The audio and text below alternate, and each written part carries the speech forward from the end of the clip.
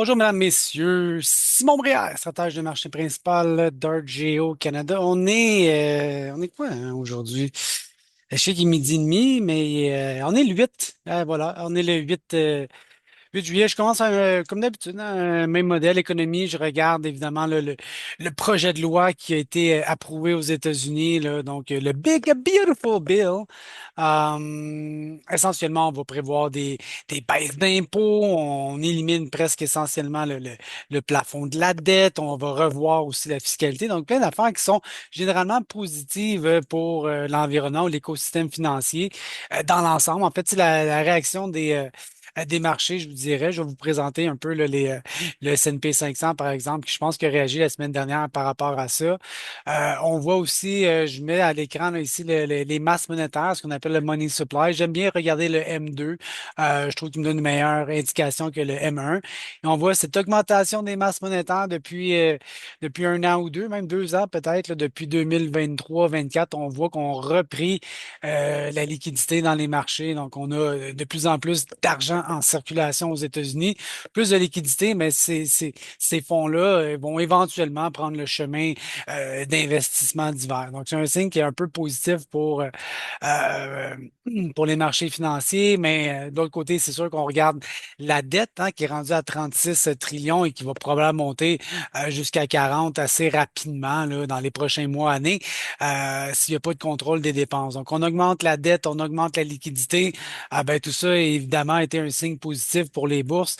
Et je pense que cette extension-là ici qu'on a eue pendant 10 jours, où le S&P est passé de 6 000 à 6 300 presque, est un résultat de tout ça. On voit que c'est assez loin, hein, le chaos là, des droits de douane du mois d'avril. Donc, si je regarde les bas d'avril à 4 800 à peu près versus aujourd'hui, ben, c'est une augmentation de près de 30 en quelques mois. Donc, on voit qu'on a une reprise en V. Les investisseurs misent sur une résolution ben, je dirais pas un conflit, mais une sorte de résolution entre les différentes économies mondiales sur les droits de douane et que finalement la croissance va se poursuivre. Donc, on est vraiment là gonflé à bloc au niveau des investisseurs sur les indices boursiers américains. En parallèle à ça, on commence à avoir justement là, les premières lettres là, de tarifs douaniers qui vont être mises en place. Il y a une liste, là, je pense qu'on a rendu une dizaine, douzaine, quinzaine. Il y a le Japon, la Corée du Sud. Bon, c'est quoi ça ici? Le Cambodge. Donc, un paquet de pays qui vont être, j'allais dire, taxés ou qui vont subir les droits de douane. Là. Souvent, c'est aux alentours de 25 dans certains cas, un petit peu plus, 35-40 Donc, c'est vraiment là, l'univers dans lequel on est, mais qu'on est de plus en plus habitué. Hein. Ça fait des semaines qu'on s'y attend, qu'on s'y prépare, qu'on repousse même les dates. On avait des ultimatums du 4 avril, le jour de la libération. Et là, on a eu une pause de 90 jours. On est rendu en juillet. Le 9 juillet, finalement, c'est demain. Oui, mais on va se donner une extension jusqu'au 1er août. Donc, on repousse continuellement à la limite, ce qui fait croire que les investisseurs, ben, on les laisse miroiter des résolutions assez positives pour l'avenir économique. On verra dans les prochaines semaines qu'en est-il, mais peut-être qu'avoir un petit peu de volatilité sur les marchés financiers serait pas impossible d'avoir ça dans les prochaines semaines. J'ai rien vu à date au niveau canadien, donc je regarde aussi toujours le taux de change canadien, Canada-US 73. S'il y avait eu des annonces concernant les ententes commerciales, l'ALENA, si on veut, avec les États-Unis, ben, on aurait probablement des mouvements sur les taux de change, un peu comme on a connu lors de l'hiver et même la période du printemps. On est revenu un peu à la case départ, 73 cents US. C'est pas mauvais dans le contexte actuel. On va voir si, il va y avoir des résolutions. Je regarde le 21 juillet, c'était l'extension, hein, parce qu'on a plusieurs extensions d'ultimatum. Celle qu'on a avec les États-Unis et le Canada, je regarde le 21 juillet s'il va y avoir du développement à ce niveau-là. Marché obligataire américain, je regarde le rendement, le bon de trésor 10 ans, il est à la hausse depuis 2 semaines, 4,42. On se rapproche vraiment là, du 4,5. Donc, on remarque dans ce graphique-là, essentiellement, que les taux d'intérêt du marché obligataire américain sur les obligations 10 ans est encore très élevé. Donc, on n'a pas une baisse du financement des gouvernements, des différents types de produits de crédit aussi sur les prêts. C'est très élevé les taux d'intérêt aux États-Unis encore. Mais l'économie roule quand même bien, hein. Je regarde le taux de chômage, 4,1 depuis un an, ça se maintient, 4,2, 4,1. Donc, j'ai pas une accélération massive ici, là, comme on voit dans les périodes de récession. J'ai pas une accélération massive du taux de chômage aux États-Unis. Il a augmenté un petit peu pendant 2023, 2024, mais il faut se rappeler qu'on était dans une pénurie d'employés, on se les arrachait. Donc, on se retrouve dans un contexte où n'importe quoi, à mon avis, qui est décidément moins que 5 de chômage, on n'est pas dans une accélération de chômage. On a un marché de l'emploi qui est relativement vigoureux, encore une fois, même si je pouvais le mettre au microscope, je dirais que oui, il y a plus de création du secteur gouvernemental que de création d'emplois dans le privé, le corporatif. Mais bon, sous le capot, on a quand même des certains éléments, mais j'ai pas une catastrophe là, de taux de chômage qui augmente massivement depuis 12 mois. C'est pas le cas. Et le PIB qui virevolte aux alentours de 2%. Il a stagné ou il a baissé un peu là, sa croissance du PIB récemment, mais on voit que depuis une dizaine, quinzaine d'années, aux alentours de 2%, bon, on n'a pas le scénario là, de récession nécessairement. Donc, on va voir si ça va progresser à la baisse ou se maintenir. Mais généralement, 2% de croissance du PIB avec un taux de chômage de 4,1. Je pense qu'on va passer au prochain appel sur les catastrophes économiques et même l'inflation.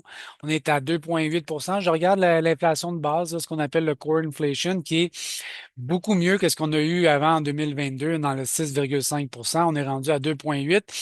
À mon avis, je pense qu'il en manque un petit peu là, pour aller atteindre là, vraiment la cible de la Fed. Il faudrait que l'inflation diminue un peu, mais avec cette incertitude liée aux droits de douane, est-ce que tout ce qui va venir d'ailleurs va coûter plus cher et on va repartir à la hausse? Ce qui maintient la Fed à maintenir sa politique monétaire relativement élevée. On est à 4,5. Le prochain meeting de la Fed, c'est le 30 juillet et on s'attend à ce que ça soit maintenu justement cette cible-là. Très peu de probabilité de baisse des taux d'intérêt d'ici la fin du mois. Avec ce qu'on sait maintenant, est-ce que la situation va évoluer dans un sens contraire? On a encore quelques semaines, mais généralement, emploi, PIB, inflation suggèrent de possiblement maintenir les taux à 4,5. On se retrouverait peut-être en septembre avec je vais dire une première, peut-être une première en 2025, parce que les taux ont déjà commencé son pivot l'année dernière, mais on se retrouverait peut-être avec une probabilité de 25 points de base là, sur la prochaine rencontre du 17 septembre là, aux États-Unis. Donc, on maintient le cap au niveau de la Fed. Je suis probablement sûr que ça va créer des tensions, de la friction avec le président qui voudrait avoir 1% de taux d'intérêt là, qui suggérait dans ses récentes publications, alors qu'on est à 4,25. Il y a un méchant monde entre les deux. Donc, c'est là, on est vraiment dans un indice boursier S&P 500. C'est des indices qui sont records, une progression assez importante depuis des semaines. On se pose la question, quel genre d'été on va avoir? Est-ce qu'il va être très volatile? Est-ce qu'il va y avoir des replis? On continue et tout va bien se terminer comme un peu dans un film américain. Le VIX me suggère qu'il n'y a pas trop de volatilité à date. Tu sais, quand le VIX est à 16 points, comme c'est le cas actuellement, on est très loin là, des grandes volatilités qu'on a connues au printemps dans le carreau des tarifs. L'année dernière, on avait aussi là, certaines cracks dans le marché japonais là, au mois d'août. Donc, à 16, les investisseurs ne sont pas hyper nerveux quant à la volatilité du S&P 500. Donc, peut-être ça va changer un jour, mais généralement, on semble avoir une période un petit peu plus calme à très court terme. On verra bien. Switch dans les grains, la météo, elle est très, très belle depuis les 7 derniers jours. Là, on a de l'humidité à travers pas mal toute la région de croissance du Midwest, le Corn Belt. Il n'y a aucune inquiétude actuellement à ce niveau-là et on en annonce encore d'autres. Fait que les scénarios de sécheresse avec des rendements là, fortement plus faibles cette année, on commence à enlever ça des cartes de probabilité. C'est pas impossible, mais c'est de plus en plus improbable. Regardez même la condition, là, la progression. On a une augmentation de la qualité du maïs dans le champ aux États-Unis qui est un peu à l'opposé des tendances qui normalement devraient baisser jusqu'à l'automne. 2025, c'est sûrement une des meilleures départs, si je peux m'exprimer comme ça, parce qu'on a encore juillet, août, septembre avant de se rendre aux récoltes. Mais à date, ça va excessivement bien. Le soya aussi, ça va bien. Peut-être pas autant que le maïs, mais ça va très bien. Le blé de printemps, lui aussi, il se maintient. On est quand même dans une bonne année. C'est pas de catastrophe pantoute. Ça va quand même assez bien. Et donc, on arrive dans des projections. Là, ça va commencer à sortir. Là. Qu'est-ce qu'il va y avoir comme rendement cette année? Ben, avec des qualités essentiellement records dans les conditions du maïs, ben, il va falloir prévoir une forte probabilité, une probabilité grandissante d'avoir un rendement record. 180, 182, 185. On avance des scénarios très, très importants qui va quand même être qui va appeler à des récoltes records dans le soya, j'ai un constat similaire. Je pense qu'on risque là aussi d'avoir un très bon rendement, quoi qu'il est encore de bonne heure pour avancer ça. Et là, vous comprendrez que si j'ai des superficies extrêmement élevées à 95 millions d'acres et que j'ai un rendement aussi très élevé, possiblement record, mais faites un fois l'autre, puis on va se retrouver avec une abondance de grains rendus à l'automne. Et c'est ce que vous voyez sur mon graphique de prix. On a une tendance qui est assez négative, 4,16 le maïs à la récolte, c'est très faible, mais évidemment, ça fait état ou ça témoigne de l'abondance relative. La demande n'est pas mauvaise, mais on a juste beaucoup, beaucoup de maïs prévu pour l'automne et décidément, l'équilibre de prix se fait un peu plus bas. Donc voilà pour aujourd'hui, mes amis. Je vous dis bonne fin de journée et à bientôt. Bye bye.